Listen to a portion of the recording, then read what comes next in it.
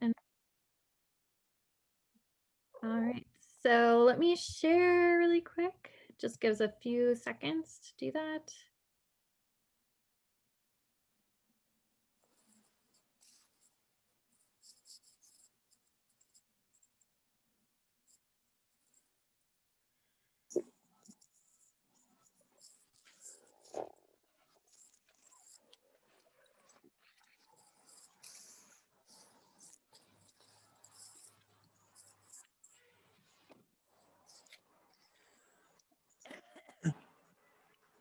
I feel like I look skinny today in this Zoom. You look skinny every day. Yeah. With all the salt that I had for lunch today, I thought I was going to be a little bit more round. I'll take the roundness for you. I'll take that round burden for you. I just wish I could spread it around. Let's put this fat over here. Let's put this fat over here. I would love that. Mm-hmm. Take a little bit out of the cheeks here and put all it. This needs to go. Yeah, this too. Yeah, all that. Agreed.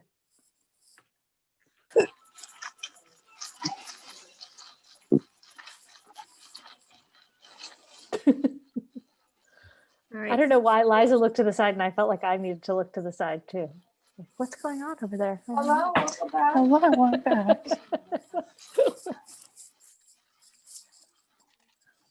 We'll all just do the Brady Bunch thing. It's fine. Yeah. Except I think we all point the wrong direction. Well, right, depends on your. That your makes it more screen. fun, right? What are you looking at? I don't know. Something over there. It's getting very breezy here. We're supposed to have rain later. Yeah, up on campus, it was pretty wet and gray. Mm-hmm. Yeah. Our wind chimes are going.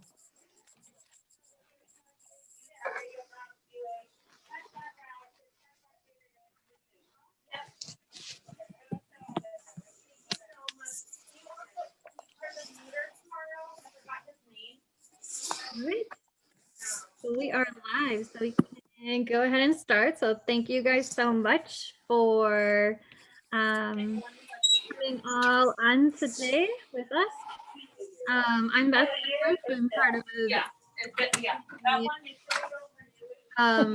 sorry, VTNE prep. I have a little bit of backlog there. Sorry. And so I just wanted to welcome you guys all with me. I have like a super dark room.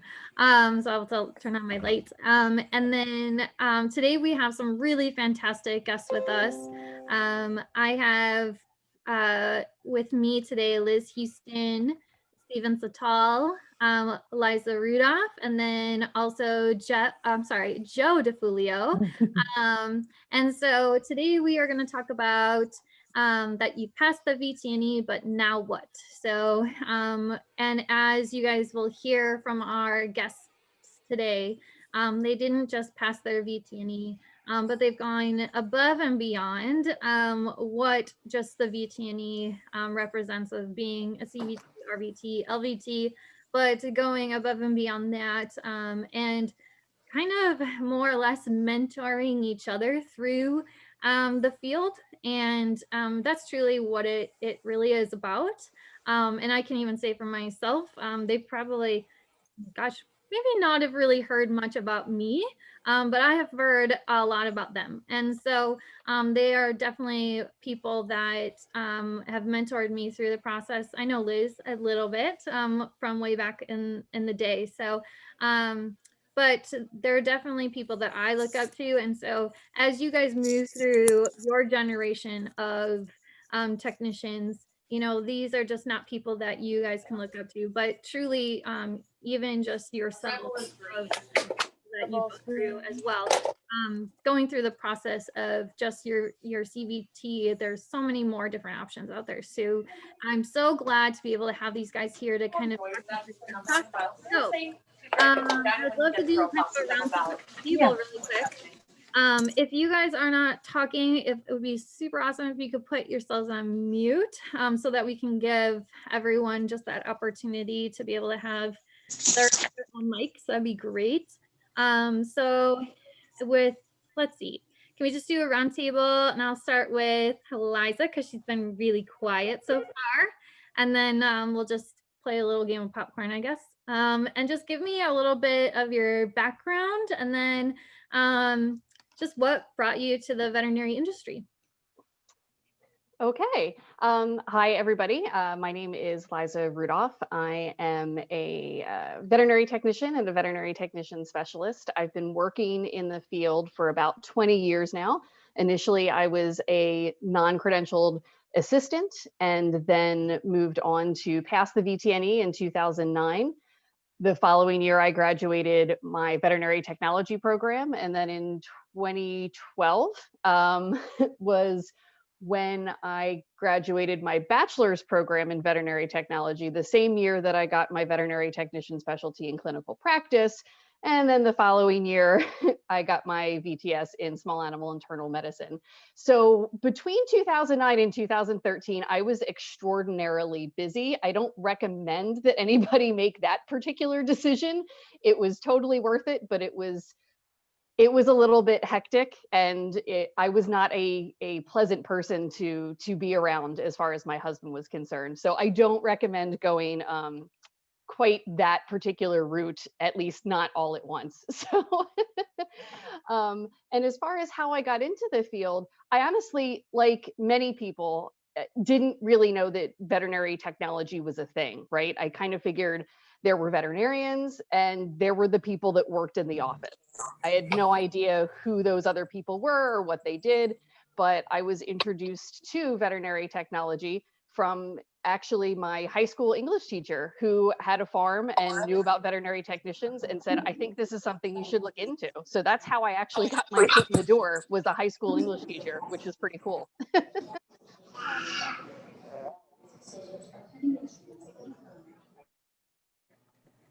Awesome. Thank you so much, Liza. Gosh, you really were busy in that amount of time. Awesome. Joe, let's hear from you. Yeah, Liza's a tough act to follow, but I will kick it off. My name is Joe DeFolio. I'm a credentialed veterinary technician. I've been in the industry for about 13 years, and I think became credentialed in 2013. Currently serve as the VP of Clinical Services at MedVet, that's based out of Columbus, Ohio, and also co-operate East Coast Veterinary Education with Liza, actually, an endeavor that we started, oh gosh, I don't know, 4 or 5 years ago, I think. I, similar to Liza, never expected to be in veterinary medicine. I actually wanted to be a high school teacher and wanted to kind of go down the path of high school administration, and long-term wanted to be a high school principal. When I was in high school, I needed hours for one of the programs that I was a part of, and started volunteering at a local animal hospital, and kind of saw what we call the back of the house and recognized what veterinary technicians do and, you know, how they contribute, and kind of started my path there. You know, I initially wanted to be a veterinarian and then better understood the differences in scope of role between what a veterinarian does and what a veterinary technician does, and kind of climbed the ladder. I went from, you know, a kennel assistant to a veterinary assistant to a technician, and then started dabbling in some leadership and management, and kind of found my groove there and continued moving up. And I know we'll talk about that in a bit, but that's kind of what led me to where I am today. Not ever where I thought I'd be, but very happy with where I ended up. Awesome. That's fantastic. My husband's a high school teacher. So like I said, I personally, I mean, I love teaching too, but it's definitely better than administration. So I think you're in a good spot for sure. So, and you and I are very similar in our credentials for compassion fatigue. So I have a little spot in my heart for you, Joe. So we'll talk, I'm sure, more later. So let's see. I'm going to leave Liz last because I like to pick on Liz a little bit. I think we all do. So Stephen, let's hear from you. Thanks. I'm Stephen Sital, and from California. And originally I wanted to be a human nurse. And then we started touching people and we had to practice bandaging like the football players' feet at our college. And I just was not into it, and really decided, wow, I love science and I love medicine, but I don't love people. And so I probably would have become one of those horrible like Nurse Jackie type practitioners, and decided, people aren't for me. But I had already had an interest as a kennel assistant and kind of veterinary assistant training, at least on the job at a local veterinary practice in the town I was from. And I was like, oh, wow, I didn't really know RVTs were a thing either. It was never told to me in high school as a career option. So I was very disappointed about that, because if I would have known about that, I probably would have just gone down that trajectory from the start. So then kind of turned it back to veterinary medicine. Credentialed in 2009. So I actually didn't know I was the same as Liza, which is kind of cool. So same years. And then finished my undergrad stuff with a useless health sciences degree. And then pursued all kinds of other credentials within the lab animal and kind of anesthesia pain management realm. And gosh, have done so much with the three other panelists here, which is kind of fun. Liz and I help found the Veterinary Cannabinoid Academy. We've done several other projects before. Bunch of stuff with Liza and Joe. So it's been pretty broad, and at least in my perspective, as someone that was untraditional or unconventional in every aspect of my career, I think that's part of this innovativeness that we see in veterinary medicine, which makes us really cool. We can kind of do all the things and any of the things.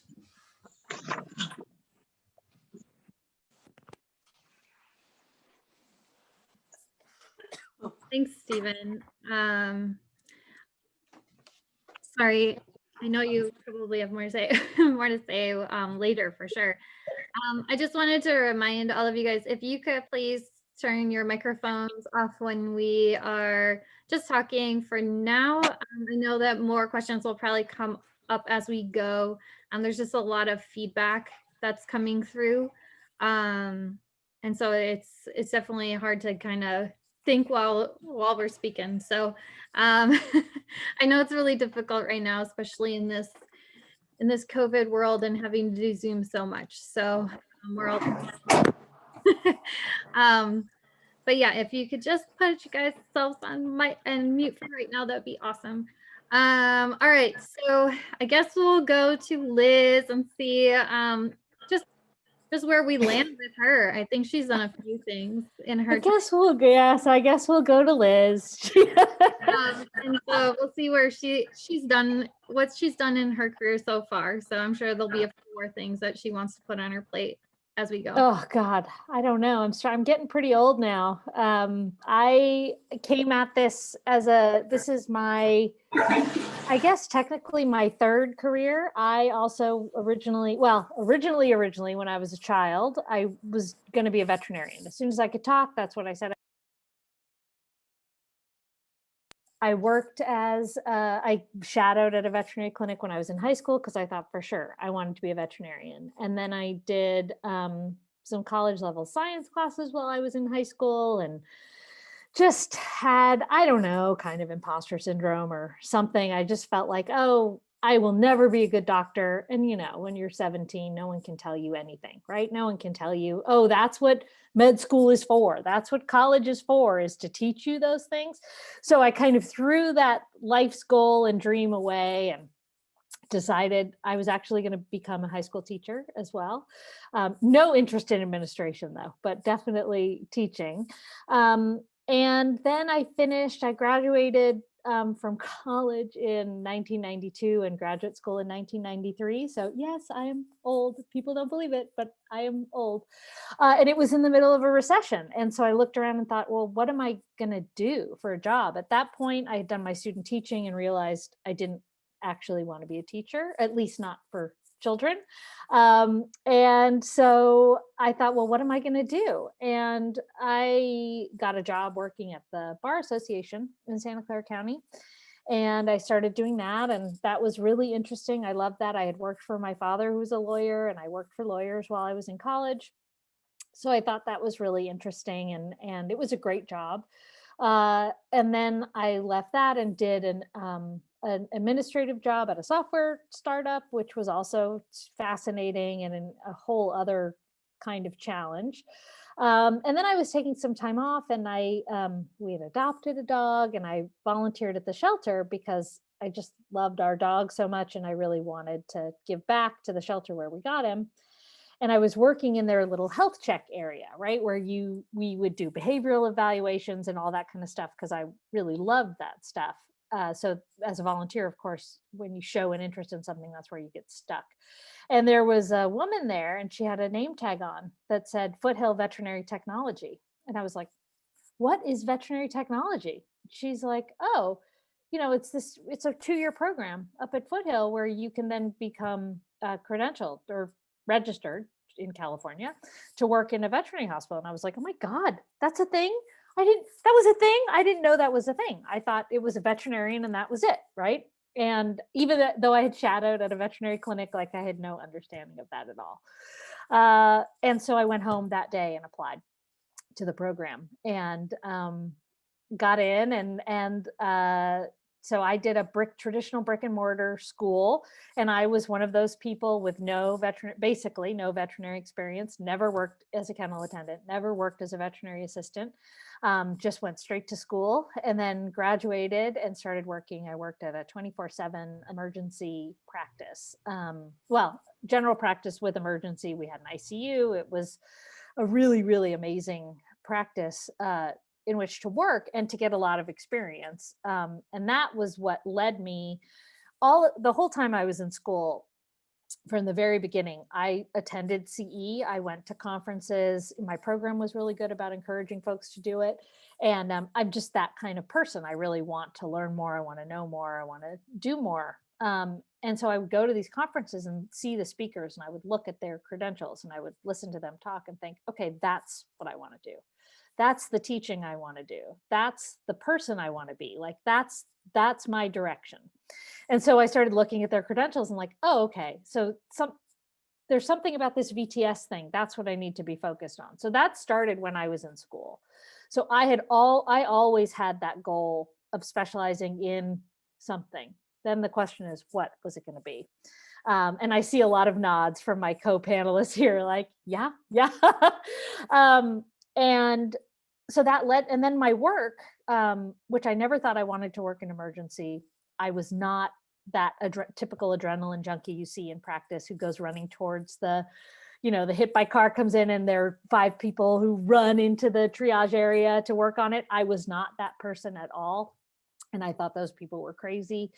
And I had a supervisor who said, I think you really need to be working in the ICU. And I said, I think you're crazy. I have no desire to do that. I like doing the client education. I like doing that part of the job.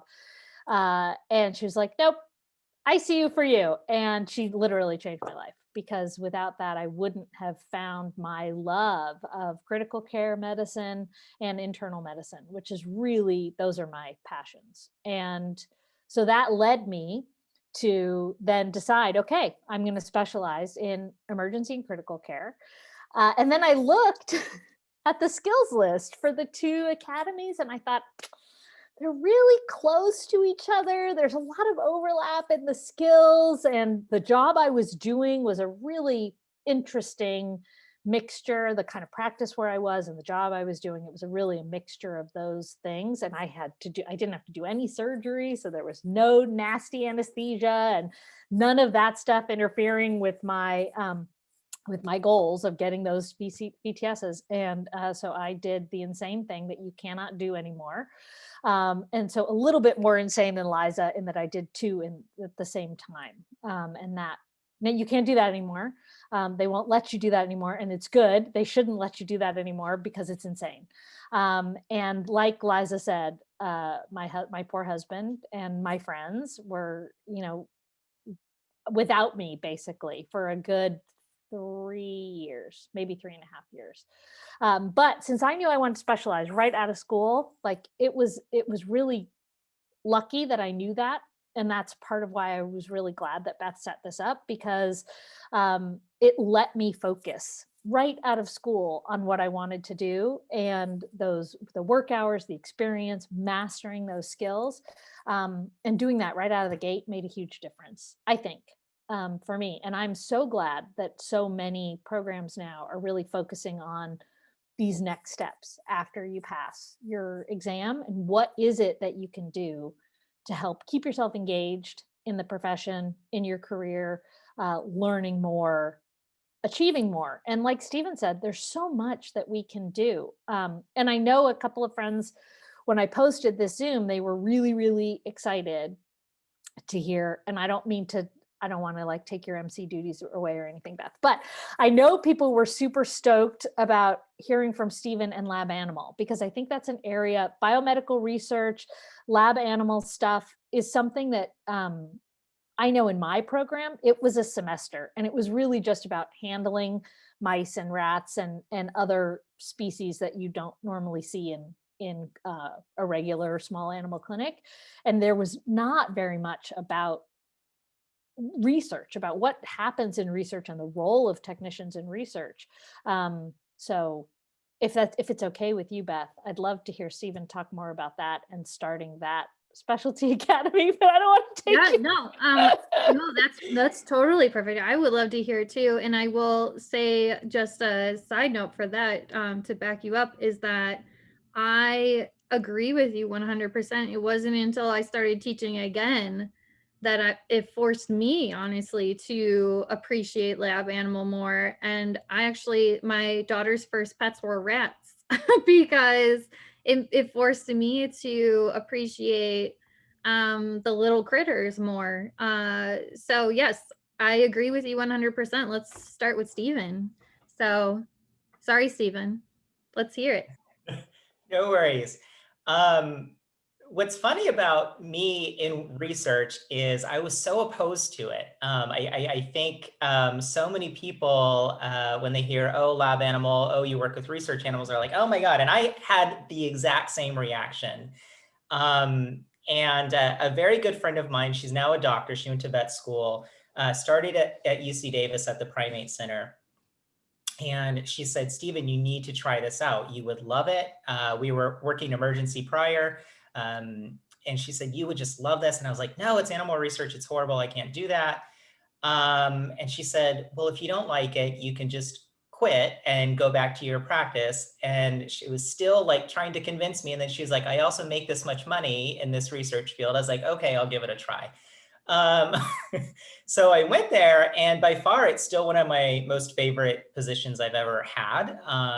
What's kind of cool about research that I think a lot of people don't understand is in the veterinary clinic, the veterinarian, technicians, pet owners can do essentially whatever they want to do to that animal, whether it's medically sound, whether it's best practice, whether there's evidence to actually prove that something is going to work to help this animal. They can kind of do it all, and they don't have a lot of regulatory oversight.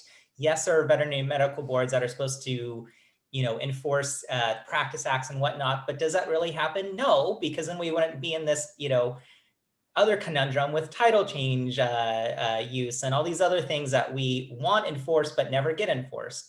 In lab animal, you have a minimum of 2 to 3 regulatory bodies. Really good accredited institutions have 5+ organizations overseeing the care of these animals. So to say that these animals are being tortured or whatever, yes, there's some horrible research that needs to be done where animals are maybe uncomfortable, but there are several people and organizations looking out for these animals. And my role as a veterinary technician, first and foremost, is not to be about the research, which is super important and cool, but is to be an advocate for this animal.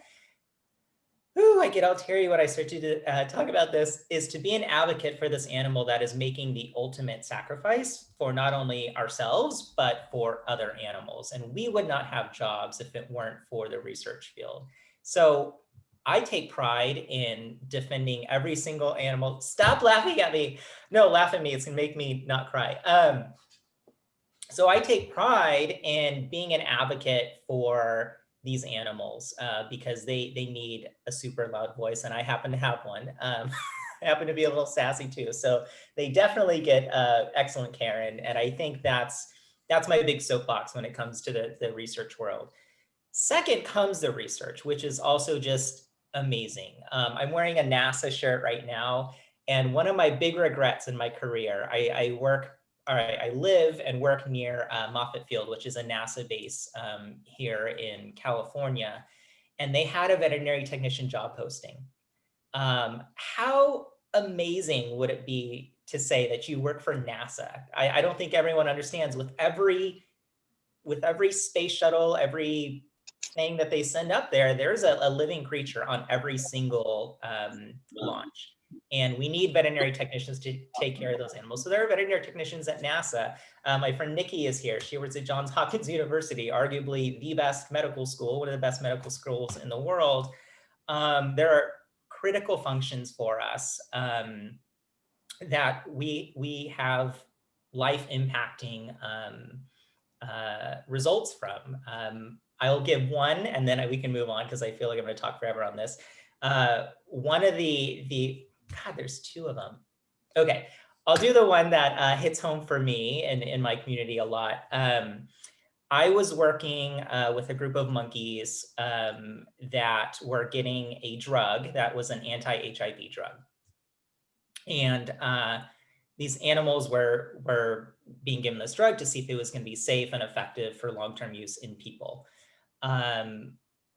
That drug then went onto the market known as PrEP, and it's a prophylactic anti-HIV drug that is very popular in third world countries, is very popular in the LGBT community here in the United States. And so getting to be a part of this drug and its safety profile and working with the animals that helped protect us, helped protect my friends that are now on this drug to keep them alive is so amazing. So having that impact, I think at least helps me kind of fight off that compassion fatigue or that emotional fatigue you might get from working in sometimes a sad setting. I'm not gonna lie, there are gonna be things in research that are unpleasant, that are gonna be sad for us, but getting to see the overall outcome and literally helping my friends stay alive is worth it.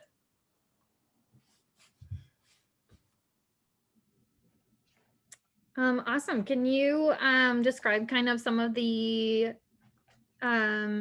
credentials that you kind of went through during your lab animal experience that you've had?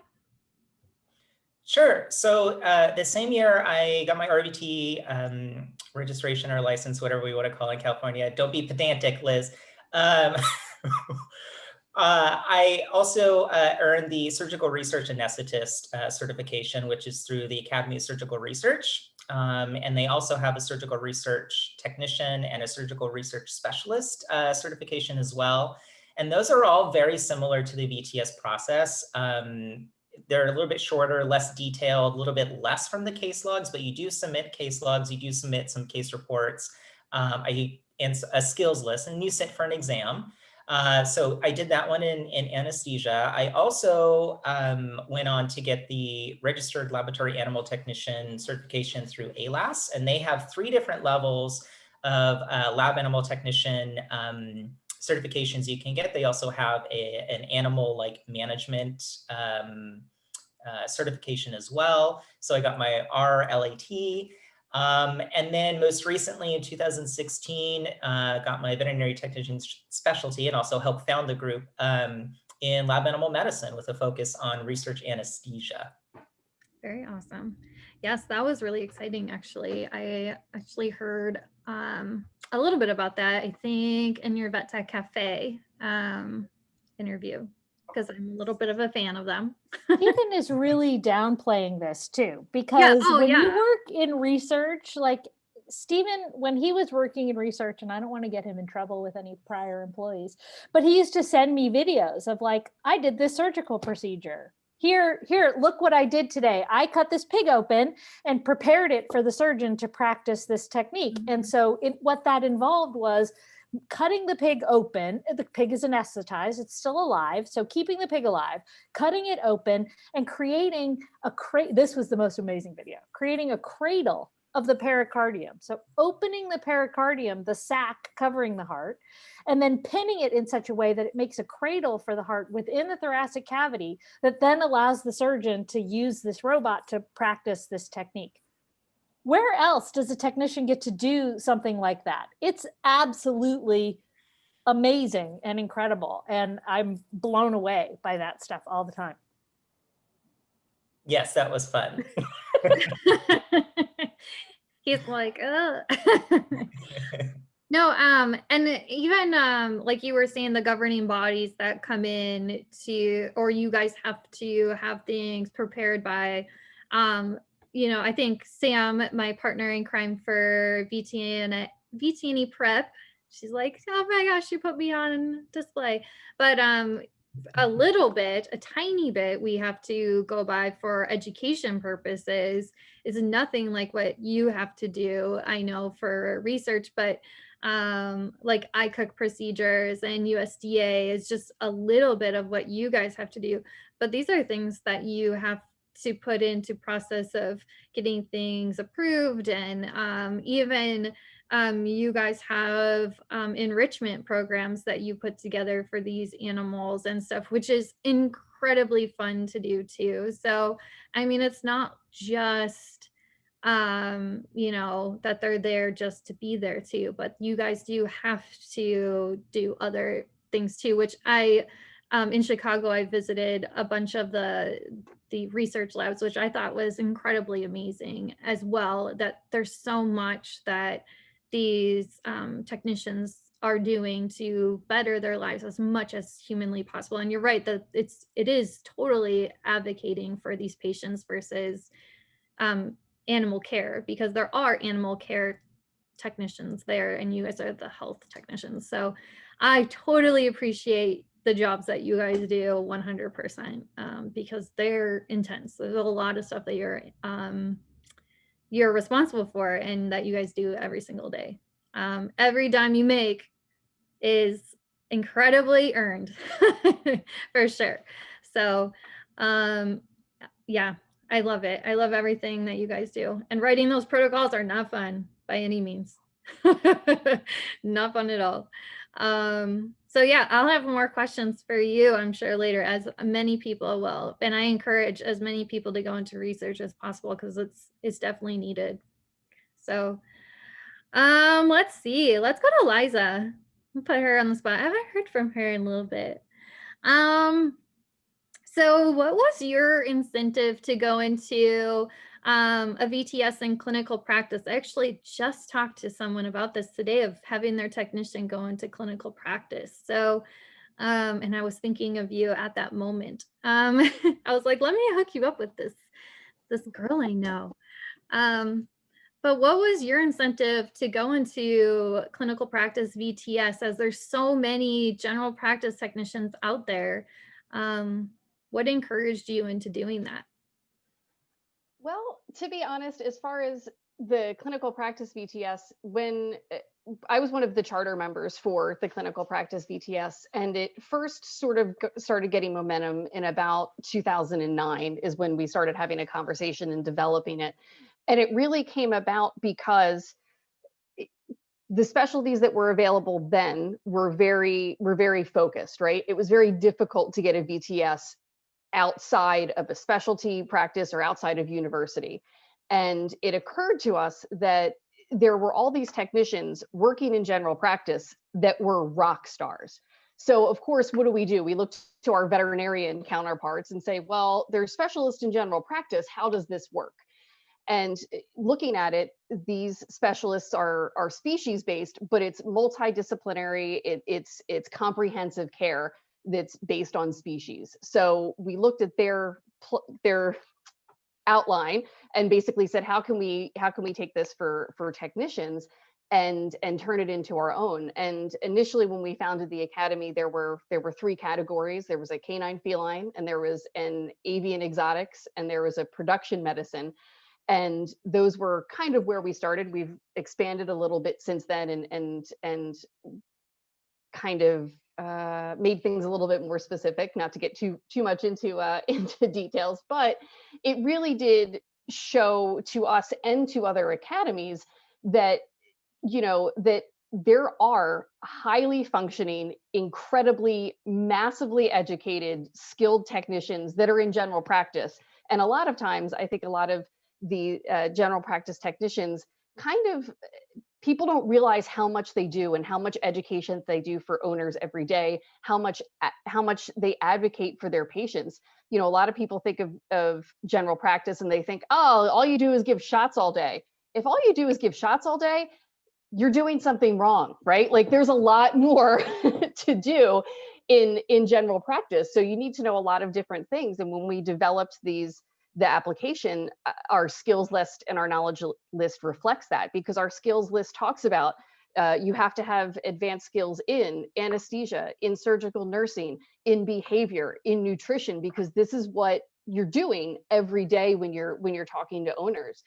And because it's so multidisciplinary, we also embraced having a longer application for our clinical practice. So all the VTSs are a little bit different, but in terms of experience in that specialty, most VTSs will require somewhere between about 3 and about 5 years of experience.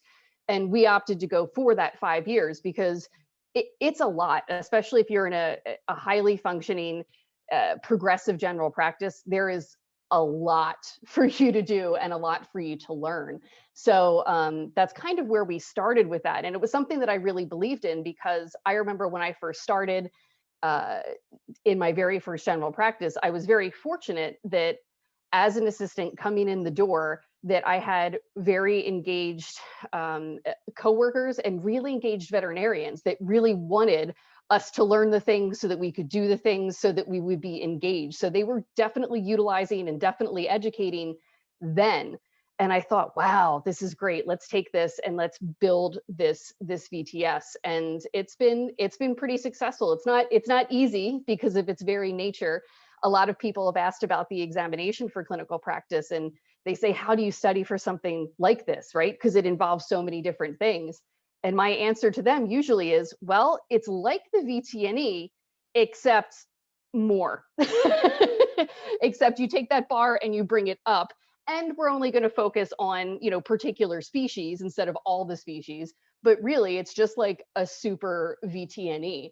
And again, we were just really happy to advocate for those rock star technicians that are working every day in general practice.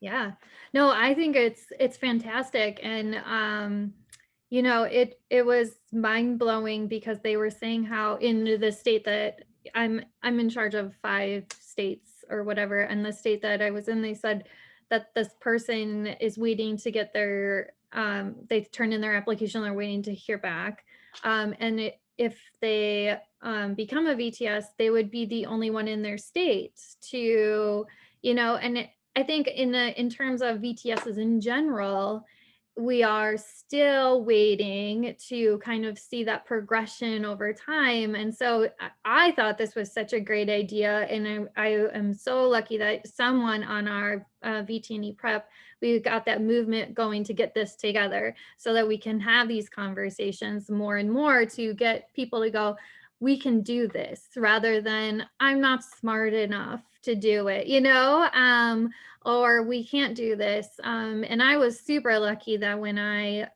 was thinking about doing my VTNE, or I'm sorry, VTNE, my VTS, that Liz and Brandy decided that they were going to put a study group together, because otherwise I would have fallen way down the drain even more. And so that's a huge part of it, is like leaning on each other as much as possible through all of these processes. So I think that it's great that all of you guys have been such a huge advocate for each other to be able to put all of these processes together, and everything for future generations to come. So fantastic. All right, Joe, I'm not going to leave you out. So what got you into compassion fatigue and that whole era, or that whole area in general? Yeah, to be honest, probably about 5 years ago, Liza and I were actually at the same practice together, and I hit rock bottom, to be honest. It was a scary point in my career of what's the next step. I felt burned out. I felt run down. And, at that time, I felt like the answer was to leave veterinary medicine. And I recognized that I had such a passion for the field and what I did. And, ultimately the work that we do, that I, made some personal changes in my life and professional changes. And, I was able to rebound from that. And I recognized that luckily for me, I was able to do that. But in reality, not a lot of people can do that. It's always, we got to leave the industry, or we're going to use veterinary medicine as a stepping stone to get to our next point in our career, whether that's human healthcare, or my favorite question of when you're going to become a veterinarian versus this being a true career for us. um, so I had my own personal experience, and that really piqued my interest in how can we get the word out, and how can we educate those within our profession about what is compassion fatigue, what does it look like, how can you prevent it, and if you succumb to it, how do you come out of that and help your colleagues to come out of that. um, AVMA has some data out there that between 1967 to date, compassion fatigue is at an all-time high, compassion satisfaction is at an all-time low, and burnout's at an all-time high. And it's really, really scary where our profession is headed from a mental health and well-being standpoint. And for me, I really wanted to be part of, how do we support our team, and how do we get them through these, actually, prevent it in the first place, but then give them the tools and resources that they need to be successful. And for me, leading a team, prior to when I experienced it myself, I didn't know what to look for. I didn't know what tools to turn to. And I think there's a lot of leaders out there that are in a similar place. They don't know how to support their team, or they wait until they're experiencing compassion fatigue and burnout to actually intervene. And at that point, 9 times out of 10, I would say the team members are so far gone that they're either leaving your practice or they're leaving the industry altogether. So for me, it's really about making this a profession that, there can be longevity in, and the average lifespan of the technician doesn't have to be, I don't know where it is now, 5, 6 years. It's incredibly short. So for me, it's about making that difference and trying to educate people on what is it, how do we prevent it, and where do we go from here, so that we have a career and a profession in the long term. Yeah, awesome. So what did you go or who did you go through for, you have your CVE and CFE and CCFP. Kind of explain to everyone what those are and then who you went through. I know there's a couple different places. Yeah, so I became a compassion fatigue educator and certified compassion fatigue professional in 2019.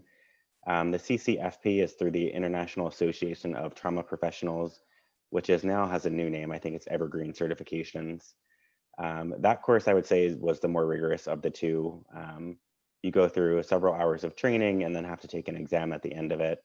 And then you have to recert after the first year, and then you recert either 1, 2, or 3 years after that, depending upon the quantity of CE that you have. The compassion fatigue educator was through the Green Cross Academy of Traumatology. There was also some online coursework, but in full transparency, I didn't find it as beneficial as the CCFP. I think in terms of resources to take away from it and to share, the CCFP certainly has more to offer. I know that the IATP also has other certifications. Beth, I know you've pursued some of them for kind of the next step if you're interested in furthering your knowledge and ability in the field of trauma.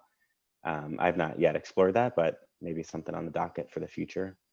Yeah, I think for me, I ended up doing the Green Cross ones, and it was only due to the fact that I wanted to become a field traumatologist, which then you can explore the opportunities of going and being deployed out to for natural disasters and stuff. They actually were going to deploy me out to the wildfires, and ironically it was for the help of veterinary professionals, to not to help them like with veterinary patients, but to help them through the traumas. But it ended up not working out due to my work schedules and stuff like that, and everything, which was horrible. I was supposed to be deployed out for the fourth time, like the fourth schedule one, and they only ended up going for the 3 deployments, so I was really upset. But of course, when there's more deployments, now I can go for, you know, any of those additional deployments. But I really wanted to go, obviously, for the veterinary specific one, because that's never going to probably happen, you know, and it would have been really perfect situation to be able to help those. So I love doing the trauma one, especially compassion fatigue is really good, but the trauma ones actually give you a lot to help with compassion fatigue too, and like more in the sense that you can give an aid in compassion fatigue situations. And what I think is really interesting too is we're all dealing with COVID right now, and we're past this compassion fatigue at this point. We're dealing with trauma now. And so when we get out of this, it's going to be what, like, how can we help you guys deal with this severe trauma that everyone's dealt with? So I'm sorry, Beth. I think all managers should be CCFPs, honestly. yeah, And you know, I mean, you wanted to be a high school principal, so I guess I understand why you got into management. But Beth, if you don't mind, Yeah, I'd go love for to it. hear more about your path into management, because I know for a lot of people, they just kind of end up there. Yeah. They're the person who's been at the practice the longest, or they're the person who complains the most, or I don't know what, but people just end up in management Yeah. without actually setting an intention to be there, and to also like have that idea of wanting to help people Yeah. cope and be better. And Right. so Yeah. Go ahead, Stephen. Go for it. I also want to add, Joe, if you could talk to, because I think this is a skill that you know how to articulate better than I do, but getting past veterinary technicians, especially young ones, I used to want to be one, right? Being a young veterinary technician and being a manager was like the thing that you needed to achieve. Mhm. And it's really not for everybody. From a professional standpoint, from your own skills, from your mental health. When I was a supervisor, I hated it. I hated it. I still kind of hate it. So it's not this top echelon thing that we should all be striving for. So hopefully we're all getting Yeah. these. Well, and you can be a leader without being Yeah. a manager. Exactly. Yeah. It's Yeah. such a good point, because in so many practices, that's the only way that it seems like to a technician, that's the only path to advancing, right? To more money, to more responsibility, to being more, I don't know, taken more seriously, having your opinion matter more. So I think, yes, Joe, I'd love to know about your path into management, but also like how, since you're not only in management, not of just one practice, right? But like a group, how then do you empower those technicians, and what pathways do you guys put in place for folks that don't necessarily lead them into management, for those who will hate it like me? Stephen. Yeah, and full disclosure, management is not something that I ever thought I'd be doing. When I look back 5-10 years ago, I'd never thought I'd be in the place that I'm at right now. You know, it all started with, I joined an emergency service in New Jersey, and someone needed to do the schedule, this staff schedule. And everyone at this time, you know, I didn't really know, everyone was like shying away from it. And I was like, oh, I'll take on the schedule. This sounds like something I can accomplish. You know, obviously didn't make very many people happy, but tried to make the best of what I had. And then from there, it kind of led into leading the emergency service on third shift. I worked Friday, Saturday, Sunday overnight. Yeah, the most desirable shifts ever. And then started to lead the entire emergency service, daytime, nighttime, and weekend. And then from there, the daytime manager who was over GP and specialty left the practice, and it turned into one role, which was manager of nursing staff altogether. Little naive me didn't advocate hard enough for myself in backfilling any of these positions. So it just snowballed into one role instead of, you know, having a layered leadership approach, which would have been more practical and more sustainable, but that's neither here nor there. And then eventually I moved into the practice manager role. And Liz, to your point, I feel like everyone, or Stephen, everyone feels like management is the only way to go. And I think the mistake that I see most often is We take our most technically inclined team member who can do, anything in the practice, nurse the most critical patient, and we say, well, if you can do that, you can run it, you can lead a team, you can run a hospital, you can do all these things. And I'll tell you, the success rate from my personal experience is low. I don't have any formal training in leadership outside of what I've learned on the job, but what I can tell you is my employers have invested in me and put me through leadership development courses and given me tools and resources that I need to be successful. And, in all honesty, when I look back, Liz can probably attest to this, to where I was, I don't know, 8 years ago, I was kind of a nightmare of a manager, to be honest. And I look back and I reflect on that. And, I've learned a lot along the way. But I think, I think, I don't know that many people can make that same reflection. I think they get stuck in that place of they are the best at what they're doing and they've always been really good at it. And they're just a natural born leader, which I think 9 times out of 10 is false. And we've got to stop pushing our team members that the only path is, the one that I took, kennel assistant to veterinary assistant to credential tech to leading a hospital or a team. When I talk at my current organization about what are some different sample paths, we've got two. We've got the traditional one where it's, that same path of going up to leadership. And then we've also got the one that we emphasize a lot as well, that's VTS. And I think, we're making a more concerted effort to push the VTS. And, you don't need to go down the hospital director or clinical manager path if that's not really something you're passionate about. If you don't want to lead people, if you don't want to develop people, if you don't want to work odd hours or, whatever they may be, those things that deter you from becoming a leader, don't do it. You're not going to do yourself justice. You're not going to be happy in your career. And to be fair, the people that report to you are probably not going to be happy with you as their leader. And they're not going to want to stay in the role either, nor are they going to be developed, because for you, the next step is developing them into a people leader. So I think, the path that we need to start leading people down is, do you want to manage people and lead a team? If the answer to that is no, what are the next steps? And it's not you have to remain stagnant in your career because, I don't want to be a manager. It's, if you're an assistant, can we fund you and help you become a credential technician? If you're a credential tech, do you have an interest in a VTS? And if so, how do we support you clinically and financially to get you there? And maybe you're a veterinary assistant and, there's all this stigma around you're only an assistant. And the reality is we've got some incredibly high functioning assistants and our hospitals wouldn't be able to function without them. So if you're an assistant and that's where you want to stay, doesn't mean you have to become a supervisor or a manager. It means that we can still invest in you as leaders and get you more training and more skills to become even more highly functional in that same role than you already are. So for me, you either progress down that leadership path, you further and maybe consider credential tech or VTS.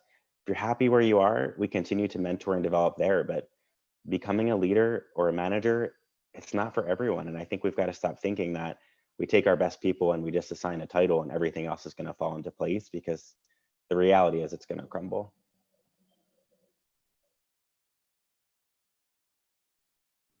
I think that was probably, yeah, exactly. That was the best said ever.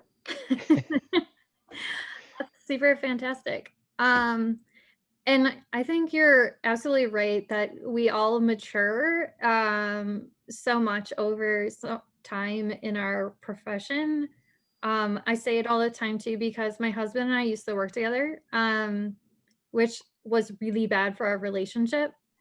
And so he likes to think about when we worked together 15 years ago and compare like how I am probably with my coworkers. And I'm like, that was 15 years ago. I'm so different. Like, 15 years ago, I don't even want to tell you how old I was, but I was very young. Nikki But made a good call out, Beth, about leaders and managers being two completely different things. And I couldn't agree more. I think that there are a lot of managers in our profession and we're lacking leadership. Yeah. And hopefully as we make this, I don't know what's going to make the difference, but as we make this change, instead of forcing everyone into leadership or pushing them in that direction, we actually understand what their career goals are and help them to achieve them. And I think the other piece of that is really educating on what are the options, because I think a lot of people go into management thinking that's all there is. I mean, people don't know about BTSs, or similar to, I think all of us at one point didn't know that credential technicians existed. So I think it's also about better educating the public around what opportunities exist in the profession. Absolutely, absolutely.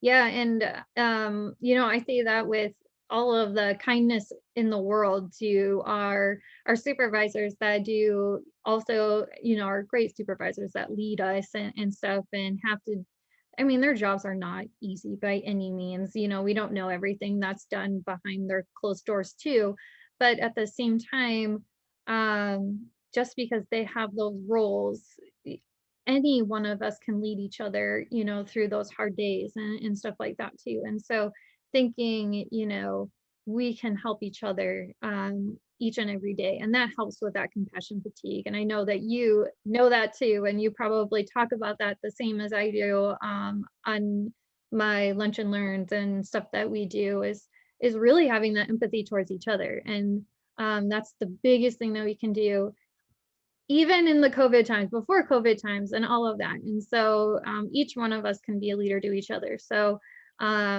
and that's what's been really fantastic. Even when I started pursuing VTS back in, I don't know, long time ago. And like, you know, like I said, most of you guys don't know really much about me personally, but I feel like you guys all push me because I'm like, God, Steven did this now.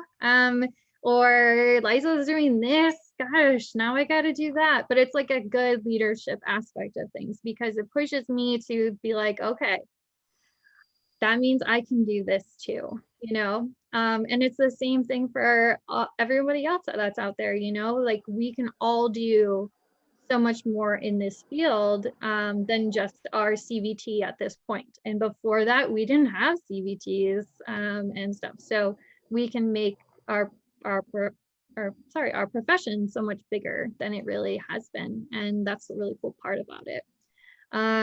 So yeah. Goodness. Oh, thank you, Stephen, for putting up our specialties. And there's so aside from the VTS and management, there's other things we can do too, right? Like it's not to advance, it doesn't have to be management or VTS. There's plenty of other certifications out there, right? Like people are doing fear-free, or there's the IVAPM certified veterinary pain practitioner. There's the University of Tennessee rehabilitation. There's Recover CPR. Like there's a lot of things that you can do to invest in yourself, which therefore allows you to advocate better for your patients and become a valuable employee and does all the things. It doesn't have to be a VTS or management. There's so many things. We just have to look for them and dive into them. yeah. Like Kristen just put in the chat, she wants to know, like, I'm in a GP, so I'm not going to be able to get my VTS in anesthesia because that VTS is super intense. And really you have to be working in at a very high level at the lowest, right? Like you have to see all kinds of ASAs, you have to see all kinds of patient presentations, all kinds of surgical procedures. And in a GP, you're just not going to get that. But you love anesthesia and you want to further yourself in anesthesia, you can there are certification programs now in anesthesia. What's the one, Stephen, is it VetBloom that does the certificate? Yeah, so that program is really cool. It's pretty intense. And if you were to ever pursue a veterinary technician specialty, all the credit for those courses can be used towards that application. So it's between VetBloom and NarcoMed, and it's taught by all veterinary anesthesiologists, which is kind of cool. You're literally getting the same curriculum as a veterinary student and a resident would be getting over a period of 3 months. It's online and in person with wet labs as well. The other thing that comes to mind that I also have is the CVPP, which is a Certified Veterinary Pain Practitioner certification, which is through the International Academy of Veterinary Academy. Gosh darn it. IVAPM. Liza put the link in the chat. Thank you. And that one was pretty interesting. I failed that exam 3 or 4 times. I think just twice. I think it was more than that, but whatever. And what's kind of cool about that test is the test is the same one that veterinarians take for the same certification. So you're taking the same certification as a veterinarian, which is kind of cool, and get your CVPP. And then it makes you the go-to person in your practice for It really does. anesthesia and pain management. And so if you love it, right, if that's really where your passion is, like mine is for critical care, right? That is like, God, I just love that so much. I love having just the super sickest patients to take care of.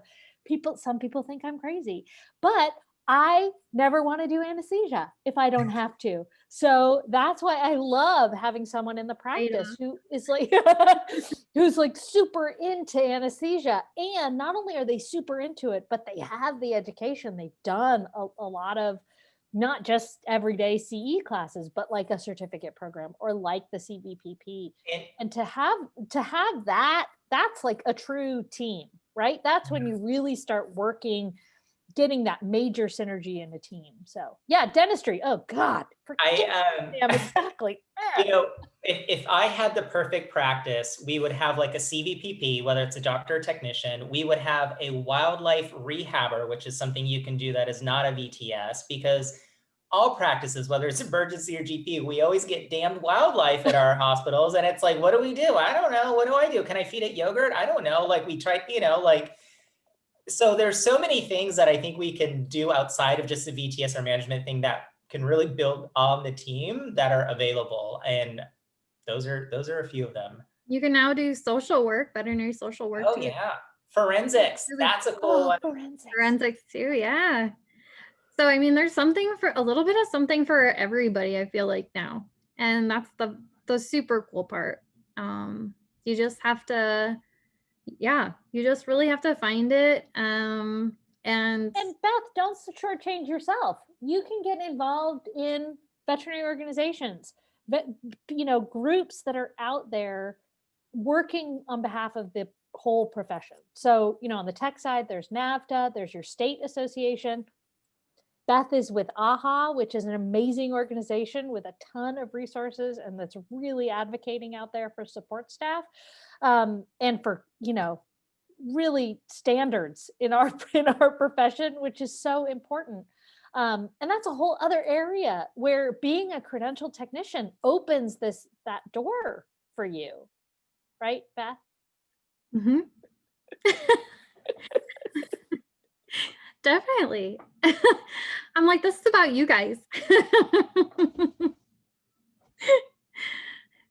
I'm trying to keep it about you guys. I don't want to take your thunder too much. No, but I mean, if it's all about what you do after you pass the VTNE, right? And that's it. Absolutely. How do we keep all of you amazing people in the profession as long as possible? Absolutely. What can we do? There are a lot of jobs out there too. Like as Joe was saying, burnout is, for people, feeling like you're burned out, that there's nothing more that you have to give or anything like that. There are so many opportunities out there and so much that you can do to make a difference. And that was a huge part for me, was that I felt like there was nothing else that I felt like I could do to make a difference. And the truth is that there is so much that we can do to make a difference. You just have to find it. And that's the really cool fact, is that, I found something that beyond belief I can make a difference. So yeah. And even just the fun things on the side that you can do to make a difference, like I just do this for fun. So I want to make a comment. We have a comment on here from my dear friend, Nikki. I'm just going to call you out here for a second. You're saying the VTS looked elusive to you because you only work with mice in a research setting. If I remember correctly, when I looked at your resume and your publications, my God, I would listen to you over any VTS any day with the number of publications that you have. Which it's a good tangent, because I think the other thing that technicians don't realize or understand, or they think it's only doctor level or whatever, is you can publish, you can be part of studies, you can put your name on these scientific articles. We all use to treat everything else, which is very exciting, looks really cool. And I just want to give props to Nikki because I've never seen I'm so many stupid. publications. I can't do And that. Nikki should take advantage of some mentorship with Stephen, for example, or another lab animal technician, because I don't think the VTS is elusive. I don't think the VTS is elusive for anyone, really. I'm waiting for the mouse specialty. Depending on the VTS you want to get, I think you can find someone to help mentor you, to help you advocate for yourself in your practice, to get to advocate with management, right? Like there are a lot of people out there who want to help you, and just fight that imposter syndrome and ask for the help, because we are there. We want to help you. And, you know, we'll be honest with you if we think it's not achievable. But I think it's important to not limit yourself, and like I did when I was 17, and say, oh, I'm just too dumb to be a doctor. I'll never be able to do it. So I'm just not going to do it. Like, don't be Liz Houston at 7. Well, I wasn't Liz Houston then, but don't be Liz at 17. Be Liz at 50 and know that I just outed myself, my age. Be Liz at 50 and know that people people really do want to help you. It's not, we're out there. We want you to succeed.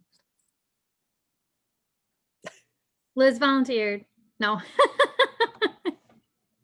She'll learn with you. She'll probably end up doing the specialty right with you. No, I'm done. I'm done with VTSs. No more VTSs for me. Well, maybe cardio. If I could find a cardiologist I could work with, I might. We all just like,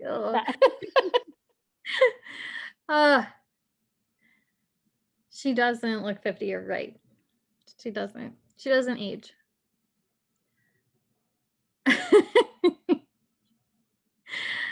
No,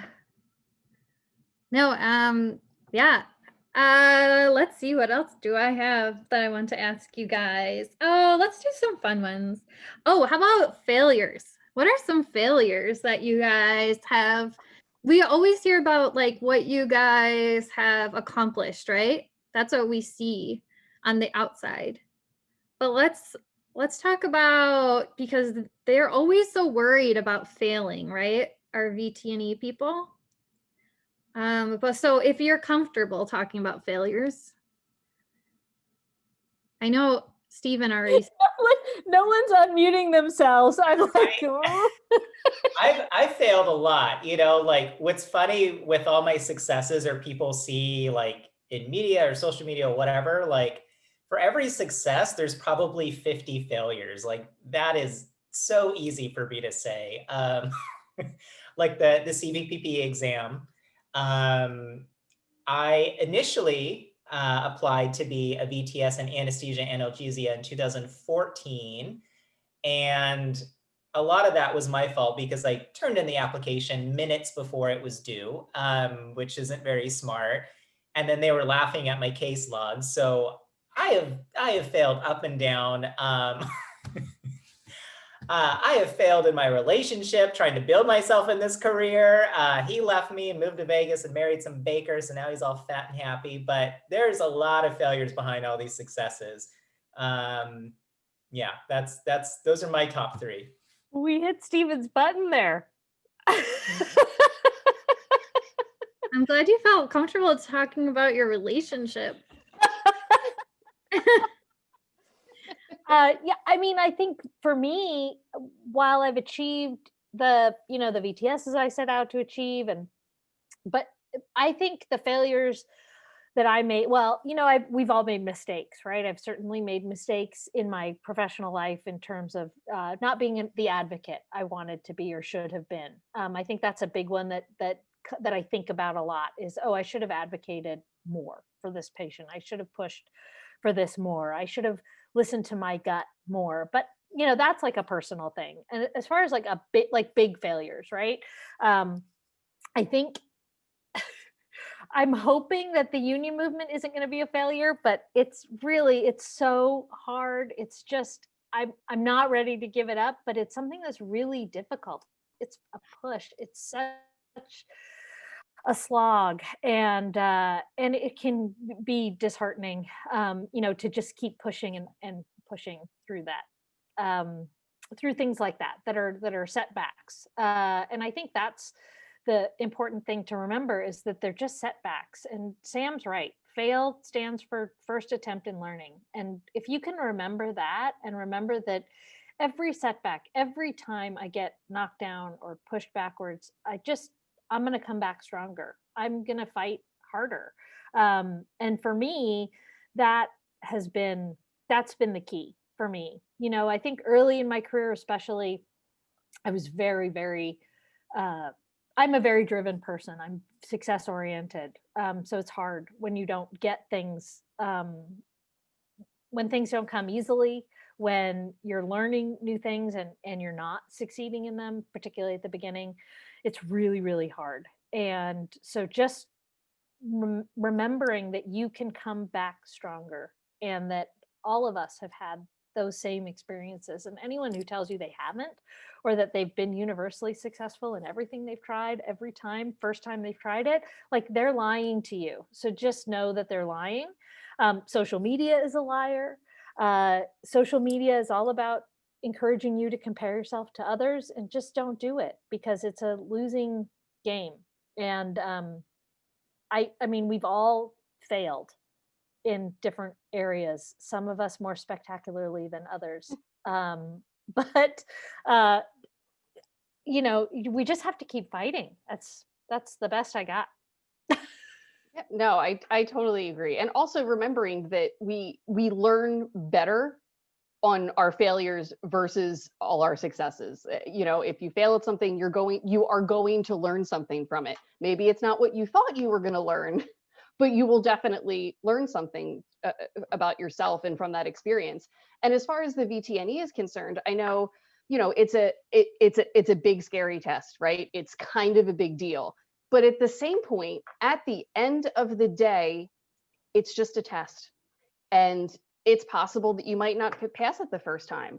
And if that happens, is it gonna suck? Are you gonna be disappointed? Yeah, you are. But it's not going to be the end of the road. Just because you maybe don't pass the first time doesn't mean that you're going to be a bad technisian. That's not how it works, right?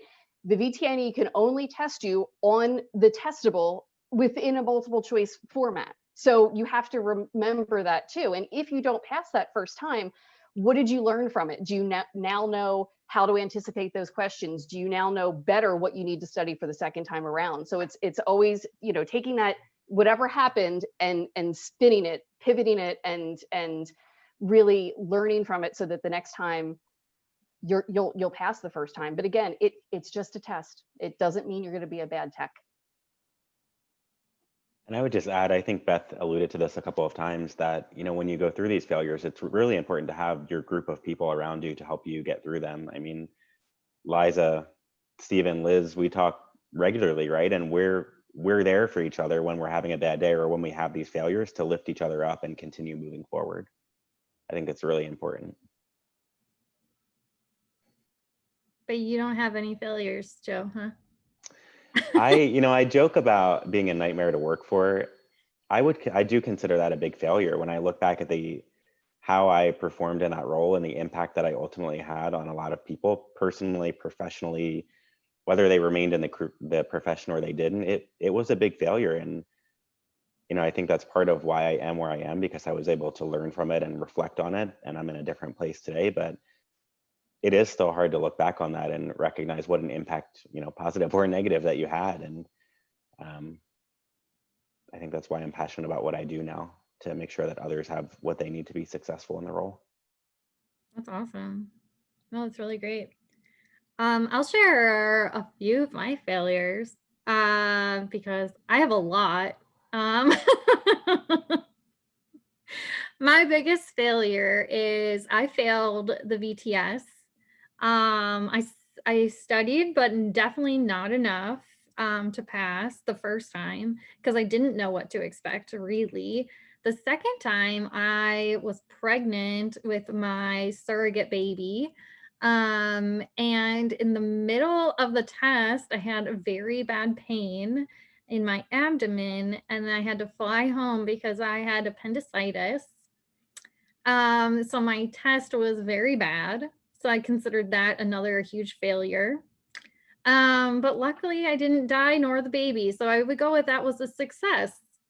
I learned from that I should just not have another baby after that. Because yeah, anyway. Yeah, I ended up not trying for the third time, which I regret horribly, because I worked really hard on my application process. I didn't have a great support for the testing process in general, just my application and all of that jazz. So I really do regret all of that. And that sucks, but I learned a ton in the whole entire experience. I met a lot of really amazing people, so I don't regret any of that. It doesn't change me as a technician. I know that. I'm a good technician. But let's see, what other failures do I have? Oh, I guess my compassion fatigue, and that's why I'm really passionate about compassion fatigue.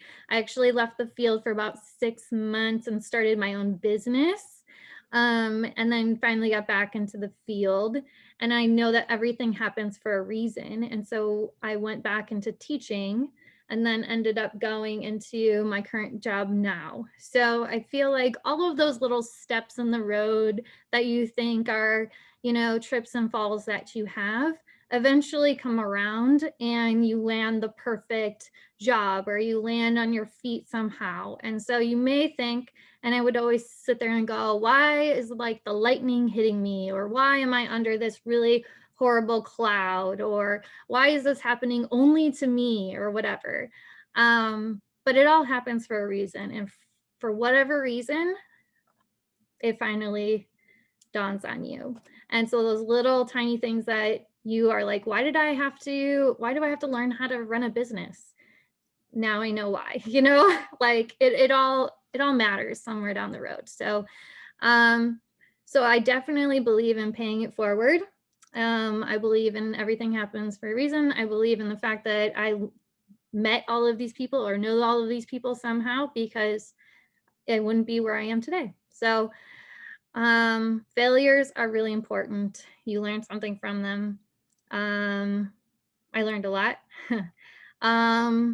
Sometimes they hurt, and sometimes you have to have surgery for them too. So hopefully none of you have to go through all that, because it was really terrible. But everyone was good from it. So awesome. Any words of encouragement from you guys before we head on out today? I'll start with Joe. Any words you have from our great manager? I have to come to your clinic because I think, do you have like a nice room for your staff members that you put together or something? We do. We've got wellness rooms in each of our hospitals now where they can kind of step away and take some time for themselves. Yeah. It's been a nice addition. I need to be with one of your clinics then. Yeah. Stop by anytime post-COVID. I know, right? I'm supposed to go to the Chicago clinic, so. Awesome. Yeah, I guess I would say, continue trying. Don't ever give up. Don't let a failure inhibit your long-term success. You've got a network around you, and I encourage you to utilize those that are in the industry and have been for a while, and develop your network and lean on them when you need to. And I would just say, don't give up. As cliche as it sounds, anything is possible, especially with the support of those within the profession that are actually here to advance it and care about our fellow assistants and technicians. Awesome, thanks. Who wants to go next? Liza? And I actually just got momentarily distracted because I saw in the chat that Linda said, remembering to ask for help instead of stewing in imposter syndrome worries. I feel like that's directed to me, and I see Liz shaking her head too. So I think she's like, oh yeah, me too. Yeah. But yes, always ask for help. You know, you don't get an award for being the person that stayed at work the longest, or that worked the hardest, or that you're the most tired and you're the person that didn't get lunch. There's no awards for that. There's none. Okay. So yeah, absolutely. Ask for help.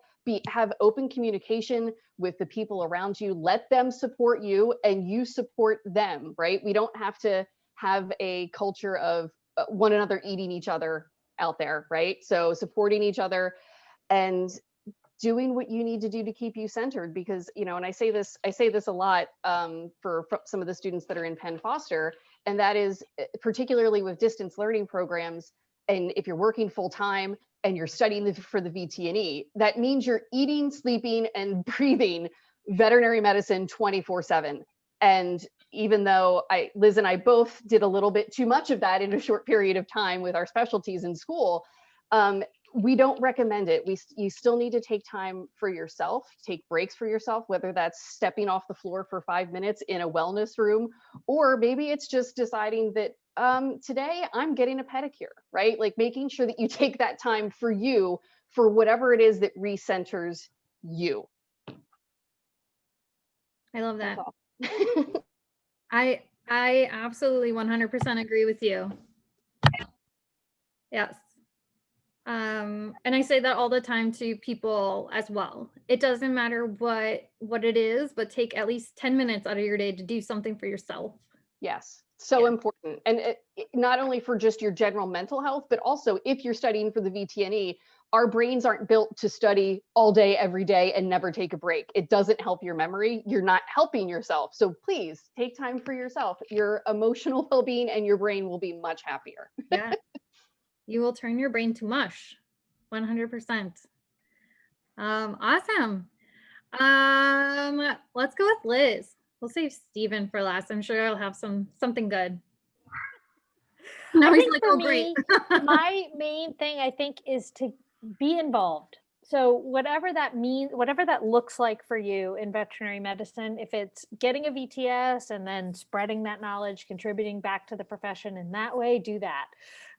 If it means getting involved in your veterinary technician association, your state association, the national association, AHA, get involved, because I believe that the more involved you are after you pass your VTNE, when you become a credentialed technician, the more involved you are in the profession, the more ability that, the more like exigency you'll feel to be able to make changes, to be able to feel empowered to be a part of the profession. And I think that's what will help you stay in the profession longer and give you more satisfaction. I think the more involved you get, the more people you meet, the less your imposter syndrome gets, the more you realize you know and that you know what you do, that you're good at what you do. And I think that imposter syndrome goes away the more involved you get, or at least that's true for me.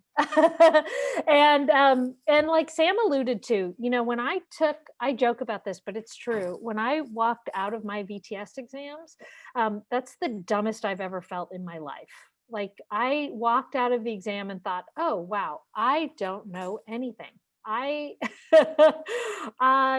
am I doing? Why am I in this career? And so don't beat yourself up about that either. And now that you have all this free time, that you've taken the test, you've either passed or failed. The next window is whenever the next window is. Take that period of time to do something for yourself, like both Beth and Liza said. I think that's really important. So get involved, take that time for yourself. Don't have imposter syndrome. I wish I had more advice on that one, but I agree. It's hard. But yeah. Before you turn it over to Stephen, because that'll be a tough act to follow, I just wanted to add one more thing, is really around advocating for your financial well-being when you go into practice or wherever that may be, whether it's in research, in clinical practice, and not get paid what you're worth and what you're valued versus getting undersold for what you bring to the table. Because 9 times out of 10, someone down the road will pay you what you're actually worth versus what they think you're worth. So that would be my plug for financial well-being.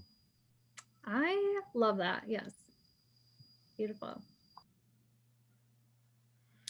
Well, I don't know if I'm going to be a tough act to follow, but, and it's not words of encouragement per se, but just words on life, and especially being ambitious in this field and staying in this field and accomplishing a lot of things, is live your life like somebody is doing a very detailed autobiography or history book about you. I think that will help guide your decisions, your personal integrity, your credibility, your strive for success in this career. So live your life like someone is putting it in the history book, and make sure everything in there is something to be proud of. You can have failures in there for sure, but make sure it's something that you can be proud of in the end. Yeah, that's really fantastic. I mean, someone should publish that about my test taking extravaganza, but because I don't think that that really happens that often. I would hope, but yeah. But I would agree with you 100%, Stephen. Your biography would be pretty amazing, I would have to say. I The mean, new Selena show is going to have some ratings challenge with me. yeah. I'll be the next Latina on Netflix. I love it. I love it. Yeah, I mean, I think that all of us strive for our very best, and it really truly isn't about us. I think I will generalize that into saying us, but that we care so much about our patients and all of that is a huge part of it. And it's not just, hey, how many letters can we get behind our name? I mean, I joke with my husband that I want more letters than in my actual name because my last name's really long. But that doesn't really matter. But the actual thing is that how much can I learn to be able to help the people that I work with or the patients that I am caring for and that kind of thing. And the problem with it is that they just keep offering all these great things for us to be able to do. So that's the cool part. So you guys just have to stop making these things. So any of you guys have any questions for our fantastic panel today? I'll leave it open to you. I'll stop muting you, but one at a time. Anyone? Actually, I do. It's kind of for all of you. I'm still a student. I haven't taken the VTNE yet. I go to Gainesville City College, and I'm also the SCNAFTA president there. And I was wondering if anybody might be interested in like speaking about, you know, compassion fatigue, emergency and critical care, or whatever topic you would like to.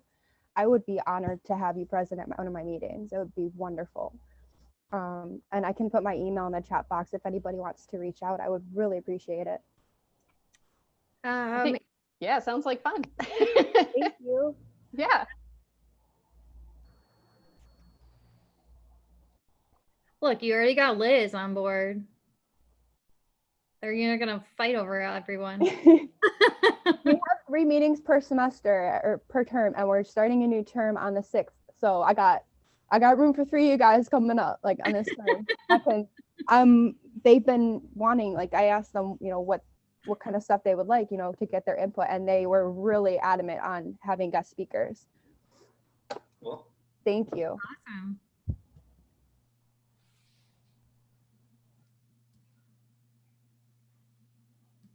Anyone else? Any other questions?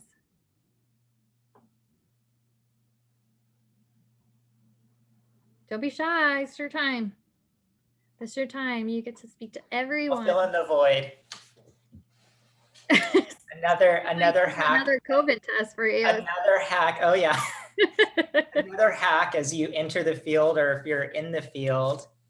Another great way to live your life is by never being one of those people that says we've always done it this way. Oh yeah. That is so outdated. Things in medicine change all the time. Don't be one of those people. Mm-hmm. Mm-hmm. Hi, all. I am Sam. I am a vet tech educator for a little over a decade now.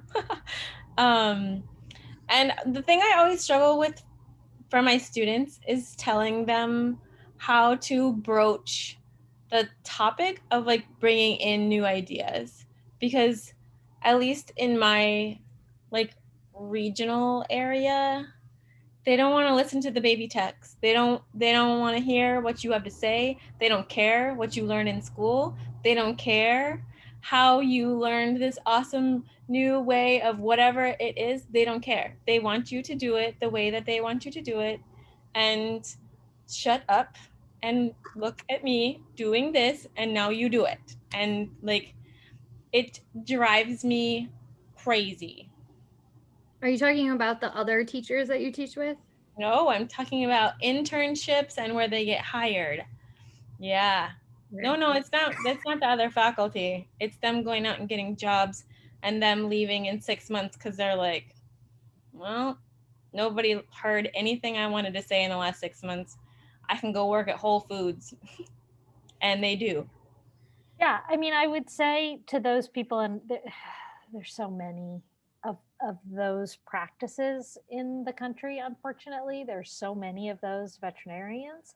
And it's hard to tell someone, like, you're just at the wrong place. You will find the right place, especially when your choices are limited in a city or a geographical area and you don't really have another place to work. So usually my recommendation for folks is to find that advocate in the practice for you. So you're the baby tech.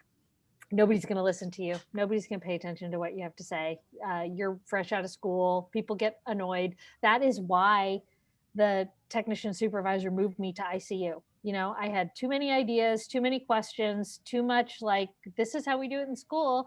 She's like, go into the ICU. That's where you belong.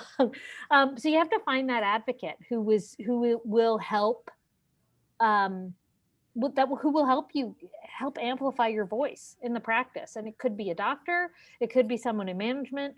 Most likely it's going to be another technician, right? Someone who went to the same CE you did, or is willing to read the article you bring in, or remembered that they learned that same thing in school. And why haven't we been doing it that up to now? That I don't understand why we're not. Those are the people you need to find and then rely on to help amplify your voice. And then when you've gotten to the point where you're like me, you've been a credentialed technician for 14 years, you've been working in the field for 20 years, then don't forget to amplify those voices of the new techs. So that this is a message to your future selves, those of you who are on this call. Be that person for those new techs. Don't immediately tell them, oh yeah, no, we don't do that. That's a school thing. We don't do that in practice. Or, oh, everything we're doing is fine. We've done it this way for so long and we've never had a problem. So we don't have any need to change. Don't be that technician. Be the technician who listens to the folks who are coming in from CE, from conferences, from school, because there are new things happening all the time and we can't all possibly be aware of them.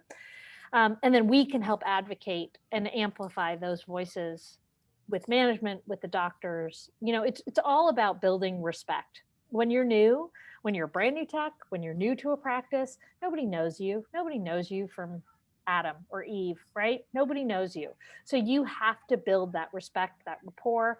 And as people start to recognize that you are a person who knows what they're talking about, that you're not just talking out of your butthole, that you know what's going on and the ideas you have are good ideas, that they're for the benefit of the patients and the clients, you start to build your reputation.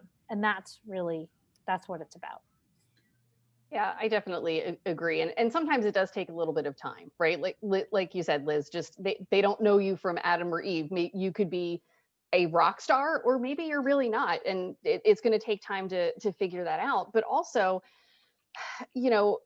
thinking about what sort of issues that you're hitting that wall against, right? Is it something that's a big deal? Is it something that's it's worth dying on that hill? Or is it that I was taught to tape in a catheter this way and they do it this way? Not a hill I'm going to die on, right? Because unless it impacts patient care, I'm going to let that one go, right? So, prioritizing as well those things that are different in school or different in that practice, and always remembering that every single person you meet is going to know something that you don't. We're constantly learning, and as part of the Vet Tech Oath, there's a line in there that talks about a commitment to lifelong education, continuing education, because if we're not constantly learning and learning new things and taking those things and bringing them into practice, we're not being the best techs we can be. And if we're not being the best technicians we can be, we can't be the best patient advocates we can be. So it's all wrapped up together in a nice little bow, right? To keep our minds open, to have open conversations, to learn all the things, to advocate for our patients, but also taking a step back every now and then and think, is this actually a big deal, or is this just something I can put in the back of my brain and kind of think about and stew over for a little bit? Yeah. I wanted to kind of answer one of the questions that we see in the chat box, and this is something that I've personally had to deal with. Is there such thing as overqualification for this field when looking at a job, or is it more useful in this field? And I've seen employers shying away from more educated people to avoid higher pay, etc. Unfortunately, that is a thing. And knowing who you're going to be applying to is going to be really important. My personal story, which ended up being the specialty hospital that I was a manager at for 2 years. I had applied and I wasn't getting a call back. And so finally I called and the practice manager picked up and she was like, "Oh, you're that guy." She's like, "You're real?" And I was like, "Yes." And she was like, "Why would you want to come work here?" I'm like, "Because you're not owned by a corporation and like you seem like a legit group of people." So yes, that's totally possible. And understanding who you're applying with is going to be really, really critical. And then something I've experienced recently, having to apply for new jobs and look for a new job. Thankfully, somebody picked me up. It recruited me, actually. I'll take it. But I had a friend of mine actually dumb down my CV. I sent my resume to someone and they dumbed it down for me, which was so incredibly painful because I'm really proud of the things that I've done. But that's when I was getting calls from these big research organizations and even academia, which is just, it blows my mind. So yes, it is a thing. If you feel like you've submitted a dumbed down resume or whatnot and don't get any feedback or a callback or whatever, give it a week or two and resubmit it with all your cool things, because I bet you they're not going to remember your name anyway, and see what happens. So you can help gauge where they're at on this, respecting your successes and what you can bring to the practice. And with that, once you get into that practice, or if they make you an offer that's maybe a little bit lower than you would have liked, and you do have a lot to offer to the clinic, say, "Hey, I have these certifications. Hey, I can help bring in extra revenue to your hospital." I don't know if we all know, but there are multiple studies out now showing using a credentialed veterinary technician to their fullest abilities can bring close to $100,000 extra dollars a year. And if you can show them that your extra training or whatever that you have that special about you is going to add to the revenue, I think that gives you a very strong argument to ask for more money, to be a little bit more assertive in those conversations. Joe, correct me if I'm wrong, but that's my personal experience. I agree with everything you said. And I also think that sometimes there are practices that are a little bit less progressive and don't really understand what a VTS is or what a CVPP is. So I think helping them to understand the value that it brings is oftentimes helpful also. Yes, absolutely. And I wanted to kind of piggyback what Stephen was saying too. And I was kind of thinking that like before he was chatting. So it's a great opportunity during your interview is really selling yourself and what you have to bring to the table. and that you're an individual person, and not just those letters behind your name too. And that what you can bring to that practice and do for their practice. And that interview process is a critical time for you guys to be able to do that. And so your resume should not be the only thing that is swaying their decision based on that. So it is an unfortunate thing that whether or not you have to dumb down your resume to just get your foot in the door, but that interview process is a very crucial aspect of being able to sway them whether or not you get the job. And you know, don't take it necessarily super personal, you know, that they may not call you based on, you know, your dumbed down resume or whatever. It's maybe just the fact that it's overwhelming, you know, of all the things that you've potentially accomplished or whatever, and that they're just not sure if that's too much for them to be able to handle right away, or whatever. But that's your opportunity to get in your foot in the door and then be able to say, but look at all this cool stuff that I can actually do for your practice and whatever. Because I'm sure Stephen could be like, well, I could do cartwheels around you. And yeah. I will say that if you do apply for a position and you hear nothing at all back, for me at least, that speaks volumes to the organization or the specific hospital if there's no correspondence at all, even if it's being disengaged from the role or acknowledgement. Yeah, definitely. Yeah, I think Hillary said it well in the chat, where she said if a potential employer looks at my resume and says, oh, I don't want to work with this person because they're probably too expensive, that's probably a place you don't want to work anyway. So it may seem like a place you want to work. And I know, you know, I live in the San Francisco Bay Area. There's a lot of options for me in terms of where I work. Sam lives on an island, apparently, and there aren't a lot of options. So sometimes, you know, you have to, it is unfortunate, but in real life, there are some times where we have to make sacrifices to do the work we want to do. And then it's a matter of, like Stephen said, proving your value to the practice. And unfortunately, that can be a slow process. That's the challenging part, is that just pushing, and it gets tiring to keep pushing, and to keep trying to justify yourself and prove yourself. But sometimes that's what it takes, unfortunately. So Susanna mentioned she wants to teach.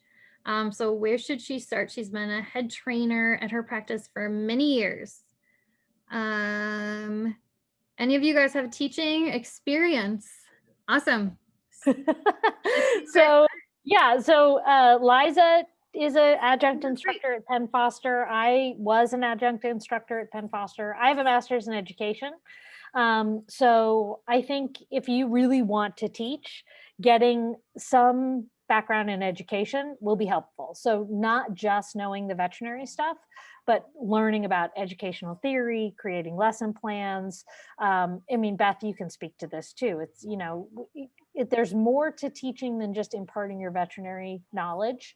So I think it's important to get some of that background, the theoretical information, the how to set learning goals, all of those kinds of things. So that would be my big recommendation. Is there are a lot of programs now, and especially now with COVID, a lot of stuff online, so you can get a lot of that information, and that would be something that I think would be incredibly valuable to you and make you valuable to any veterinary technology program, if that's where you want to teach.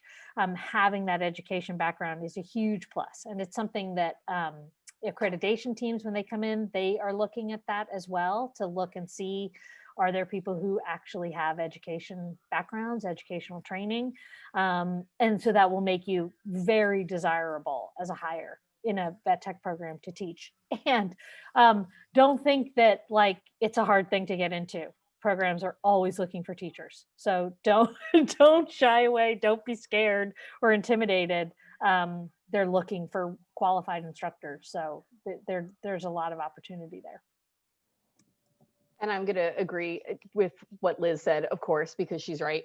But also, you know, and it doesn't, you don't, but don't think that you necessarily need a master's in education, right, Liz? You need to expand your knowledge, but you don't need to go, whole hog into it. That when I went for my my bachelor's at St. Pete, so that was a Bachelor of Applied Science in Veterinary Technology. There, part of it was a course that specifically dealt with developing lesson plans and how different people learn it, online versus in person. So that course, granted it was just a course, just taking that made a huge difference coming into an adjunct role. So I think anything that you could reach out, maybe something through Allison or Coursera, even something like that, would be full to get into a role like that. The other thing to consider too is that depending what program you're talking about, and it depends on the school, that they may have additional educational requirements anyway, in that if you're an associate's, they might require you to have at least a bachelor's. So it's worth looking into those particular programs to see what you're really going to need to do, but definitely don't ignore the education. Yeah, I would have to agree. There are many schools now that are requiring bachelor's degree, which I really kind of agree with at this point of time. I was lucky enough to be able to get into the education world without a bachelor's degree, but now I'm working on my bachelor's degree. Not because of just that, but just because I really do agree that our industry is progressing enough to where we really need to kind of move along with that process. And it just really helps. I'm lucky enough. I say lucky enough in this sense. Sometimes I'm not lucky, but my husband is a teacher. And he understands at least the veterinary world enough so that I can bounce ideas off of him. But creating lesson plans and that kind of thing and creating projects and that stuff. So he was kind of my mentor, and don't tell him this, so that I could understand how lesson plans are formed and that sort of thing. So I sort of had a little bit of, I guess, understanding of that rather than having like that formal training. But my goal is to ultimately have like a master's of some type of education aspect. I just haven't figured out what educational masters I want yet because there's too many. There's just too many. I do recommend joining the AVTE though, even just as a start for veterinary technician educators. Even if you aren't in school yet or teaching yet, it's a really, I mean, I get a lot out of that association. Even if you're considering doing education or putting PowerPoints together to talk at conferences and stuff like that, they have a lot of good information just from anyone who's putting classes together, stuff like that. Going to their conference alone is so different than any other conference because it's truly based on education. So I really recommend it to anyone who's considering education. Their certification process, as Liz and I both were kind of chatting about it before, it's very different. It is a VTES compared to a VTS. So it may look somewhat similar to what you would consider a VTS, but the way that it is, formed is completely different because it's truly based on lesson plans and how you teach in a class versus your skill sets in a clinic. And so our skill sets in a classroom are very different. So it can be very difficult for some people to be able to put all those lesson plans together. It is very difficult, honestly.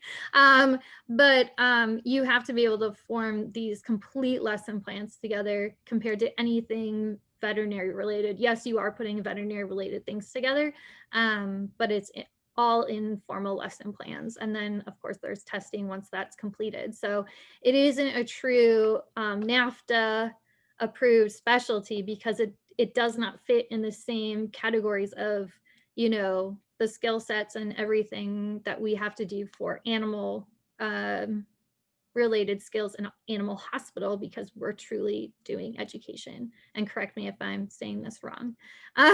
Okay. But it is just a certification program within the AVTE. So I'm happy to share that with anyone who's looking into it. I actually am working on it currently right now.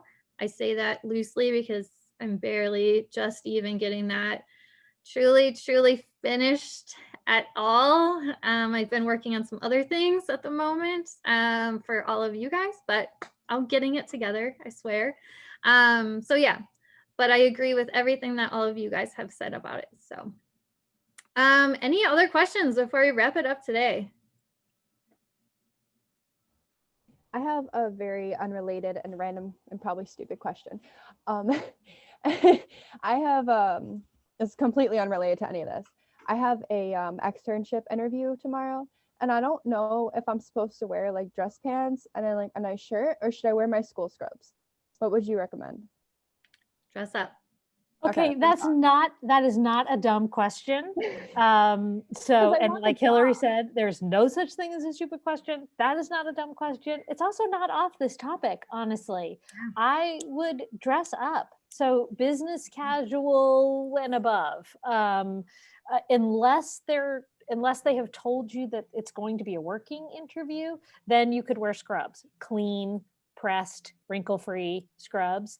But what I usually do for interviews is business casual, and then I'll bring my work clothes just in case it turns into a working interview. But unless they specifically say, please wear scrubs to your interview, because we'll just have you go into the working part, something nice, something you would wear maybe on a first date with a guy or girl you wanted to impress. Dress pants and a nice shirt. Yeah. Okay. Thanks. I can I just tell you one of my nightmare manager moments. So I had an ad out for a pack technician that was just going to be doing the packs all the time, and we had this one woman show up in leggings and flip flops and like a t-shirt. Oh my god. And so I don't know if this is probably not the right thing to do. So I actually pulled her outside. And I said, I would like you to go home and put on some professional clothes if you have them. If you do not have them, that's fine. But I think it's a really important skill to be professional. You can let your hair down after you work here for a week, but please just look professional right now because you just look like you got out of bed. I'm that guy.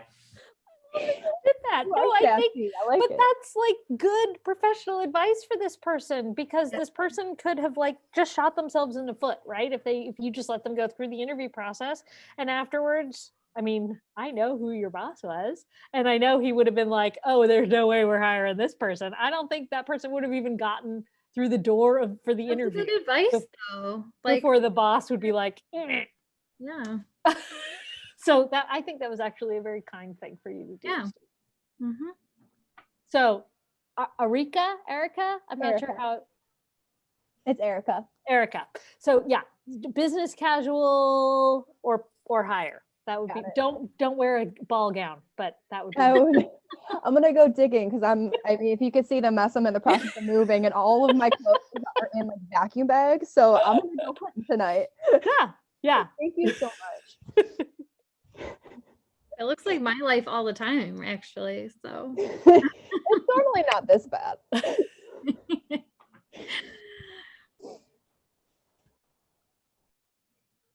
Awesome. Internal medicine. Oh goodness. Awesome. The VTNE. Don't feel discouraged. No. I put my email in the chat. Reach out to me. I am the credentialing committee chairperson for the Internal Medicine Academy. I'm happy to talk with you about it and talk about the requirements and how to get started on that particular path. I'm guessing if you're here, I'm not sure, because I know this was kind of put out to a lot of different places, so I don't know where you are in your career path. But email me, Liz at Vet Tech Expert. I'll put it in there again. And email me, and I would happy to chat with you about it. Or Liza, I'm sure too. I don't want to volunteer her, but she's also a VTS in internal medicine. So I feel like you outrank me since you're the credentials chair, so I'm fine to step back for that. And without my work, none of you would exist. So thank you. Your modesty, as always, knows no bounds. I love that. Any other questions? Everyone's so quiet in the, I know, I'm like the really loud one, so. So Kristen wants to know if there are other VTSs besides GP and dentistry possible working in a GP hospital. I got my VTS in ECC and emergent and internal medicine working at a GP. So we didn't have any specialists at my hospital. It was a busy hospital. It was high level medicine that we were practicing, but there were no specialists there. So it's possible. I think what's more important than where you work is what you're really passionate about and what you really are interested in. And then I think you can make almost anywhere work. Except for anesthesia and analgesia, because that's a really, really difficult one. There's some interesting pathways too, especially if you're really wanting to go down that VTS pathway and you get your VTS, but maybe you really want to be in GP. So nutrition is something that you can get while in GP also. And I think that is a huge asset to a clinic. But if you were to pursue maybe one of these more difficult VTSs as far as getting your cases and stuff, like in internal medicine or cardiology or anesthesia, where it's maybe easier to attain if you work at a specialty clinic or a teaching hospital, whatnot. What I found as a VTS in research anesthesia, not even like regular anesthesia, is I have GPs contact me all the time to come in and run those really difficult cases. I think there is a huge market for VTSs to not stay in their specialty or academic setting, but to sell yourself and so that sounds horrible, to sell your abilities, your skills and knowledge to these GP clinics. Because think about it, like a GP clinic is not going to hire an anesthesiologist. That's a waste of money. But they would hire a VTS anesthesia if that's going to be your main function. Going to hire your nutrition VTS, your optho VTS. Oh my God, like I think that's one of the coolest VTSs. They have a VTS in radiology now. Like there's so many things that you can do with your VTS, bringing it back to a GP setting and opening your own business essentially, or at least being able to argue for a better salary. Yeah, that's very true actually. Like Liz, right? Liz has her own little consulting gig. Liza, you did as well. Yeah, it's not easy because veterinarians on the whole think they know everything and they don't need help from anyone else, and no one can teach them anything. But there are those times, training, particularly staff training, that I think you can really serve a good purpose as a career. The trick is getting those VTSs in the first place, right? So if you're in a GP practice right now, but you really love emergency and critical care and your practice isn't open at night, you don't see emergencies, it's going to be more difficult. And so for those folks, what I like to recommend is find a practice where you can get the skills, the cases you need to get that VTS. You can go back to the GP. A lot of GP, if you have a good relationship with your veterinarian, with the owner, with the management, you can have that conversation like, hey, I'm going to take 3 years to go do this, and then I really want to come back. And this is what I want to do with it when I come back to you. And I think that's a nice option as well. That's a really good idea, actually. Liza, you've done some consulting too in your area, right? Yes. Joe and I are part of a partnership for East Coast Veterinary Education.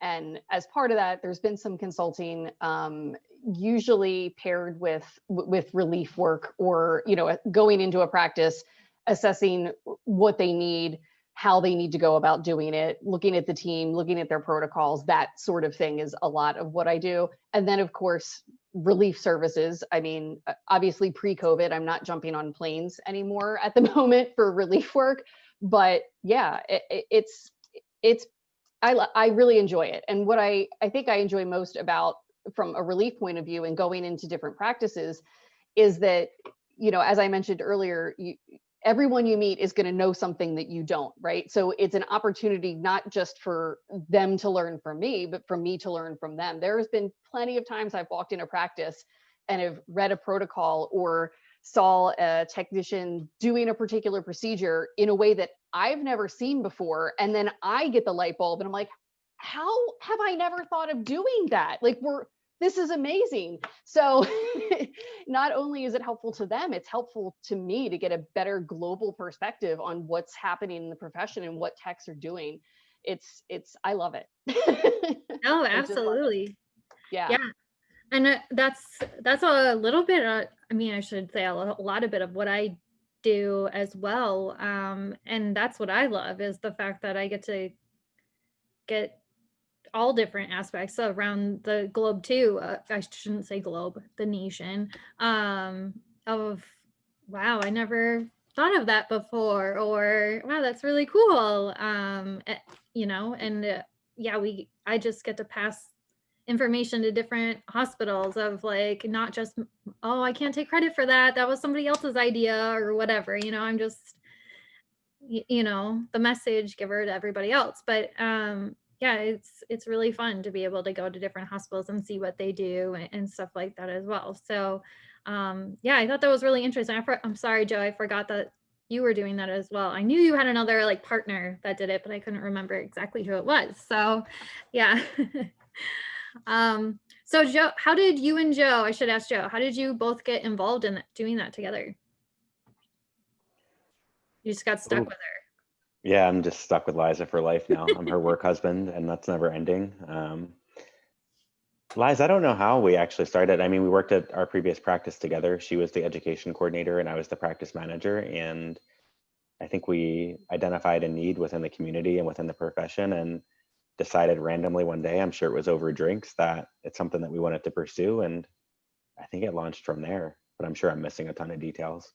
Yeah. I mean, that's the long story short, though, right? I mean, and what I thought was great for us was that we had a lot of skills that overlapped, but a lot that didn't. So there were things that we could cover cooperatively. But if it was more, you know, like a leadership or compassion fatigue, I'm like, Joe's your guy, right? But for some of the other stuff, that's more on my level. So we were able to cover a wider breadth of information and consulting by merging together. So yeah. Oh, that's really awesome that you guys, like, could do that for, and you guys cover quite a bit of range too, from what I was gathering. So that's really fantastic. So yeah, I mean, I thought that was really cool. Like, you guys are not just focusing, and all of you, not focusing just on VTS or, you know, certain credentials or anything like that, but really thinking outside the box to be like, okay, what does the community need? What do our animals need? But it's kind of just like Stephen said, like, how do you want your biography written someday? And it's so funny because I'm doing ancestry.com right now. And so I'm looking up all of my, like, you know, people that I didn't even know I was related to back in Germany when I thought it was Poland in the 1500s. And it's super cool, by the way. So yeah, I hope that someday when it's, I don't know, 2,500 people look back at me and they were like, hey, this person was super cool. It's never gonna happen, but whatever. But they'll look back at Steven and be like, wow, look at this guy, he has so many letters after his name. What does that mean? You know? Or he had these really interesting socks he wore at a conference once with this snazzy outfit. Don't worry, I saw the picture. Liz likes to share a lot about you. So everyone else will have to see it at some point. Don't worry. So yeah, I mean, I think that is really awesome that you guys are so community oriented as well. So we'll have to get you all hooked up with the Green Cross at some point too, right? Joe will be on it probably within the next year for sure. So yeah, any other questions before we head off? Because I know, well, I think Liza is, are you on the East Coast? Yeah. All of you California people are a little bit behind. So, And great. Hawaii is even further behind. I know. Sam and I talk every once in a while, and she actually was at a conference once, and I think it was like 6 in the morning when it started for her. So yeah, she was a trooper though throughout the day, for sure. She stayed for the whole day. So yeah, I mean, I want to thank you guys so much for hanging out with us today. Thank you, and Beth. Thanks so much for putting this together and bringing us all together. I appreciate. Love talking to the next generation. I know, I hate saying that. I'm not old enough yet. I still look I am. 25. I'm old enough. I'm definitely old enough. So thank you guys all for coming. Thank you. Yeah. Thank you guys so much for coming. Thank you to all of our guests today for hanging out with us for such a long time. I appreciate it so much. And I thank you guys so much for joining me today and hanging out with me. And please make sure too, I wanted to say, don't be afraid to come to these great big conferences when we are able to go. Jump at, saying hi to Liza, Joe, Steven, and Liz. Don't be afraid of them. You can come say hi to me anytime, whatever, I don't care. And introduce yourself, say hi, and nobody bites. I know that when you're a first newbie technician, and even I remember myself, like, having like, oh my gosh, that's like Ken Yagi up there. And I still do that, or like Harold Davis. And I actually lectured right at the exact same time as Harold Davis. And I was like, nobody's going to come to my lecture. Like, I would actually rather go see Harold Davis speak than actually go to my own lecture. So like, just don't be afraid to go up to these awesome people and say hi and introduce yourself. So, yeah, I got to see, last year. Good job. Yeah, he's really awesome. I mean, all these guys are great speakers too. So I'm okay. I'm way more fun than Ken, let's be honest. I know Ken well, so I feel comfortable saying that. Yeah. Again, the modesty knows no bounds. You know what? It's almost the end of the year. Let's just let it go, everybody. Yeah. So humble. So humble. Yeah, absolutely. That's what I Just love. remember. You know what's funny is David Liss, another good friend of mine who was one of the first technicians really that helped elevate me as a speaker and as a name in this industry or whatever that means. Very good friend, but it's funny because he'll text me now and he'll be like, I'm speaking against you now. I'm like, this is what you created. You did this, David Liss. So I love him. I love seeing all the people that helped elevate me, and then I help elevate other people, and we're all in this together now. And it's funny because I talk to my technician friends more than I do my family. I mean, I talk to Liz and Liza and Joe literally every single day. But it's cool to build this community because I have friends all over the world, and they're all veterinary people, which is just amazing. So yeah, I love that. Elevate each other because we all help each other grow. Yeah, absolutely. I know Joe like shared the thing for this, and David Liss shared it, and I was like, oh my gosh, David Liss shared this thing. And it's true though. Like, David was a huge part of when we were studying for our VTS, and he started ER Vet Tech Rounds, where we were kind of the little baby techs at that time that were learning from those guys, and now we're the oldies and trying to help everybody else, like, jump on the fact that they need to be VTSs, and that wasn't that long ago. It really wasn't. And so yeah, I mean, our industry moves fast, which is kind of a sad thing in some cases and kind of a great thing in others. So so yeah, I mean, it's really great to feel like we have a lot of support. So Yeah, I like being starstruck too, so that's a nice part. I know you guys aren't. You know David Liz really well, but again, I'm not a person that, you know, gets out. I'm an old married lady, so. Awesome. Well, thank you guys again. I really appreciate all of your time that you spent here today and having fun with me and all of the students and stuff. So, and I will talk to you guys all very soon. So yes, thank you. Have a great night, everyone. Bye, Bye. you guys. Thanks, Beth. Bye. Thank you. Bye. See ya. Thank you. Happy New Year. Happy New Year. Woo!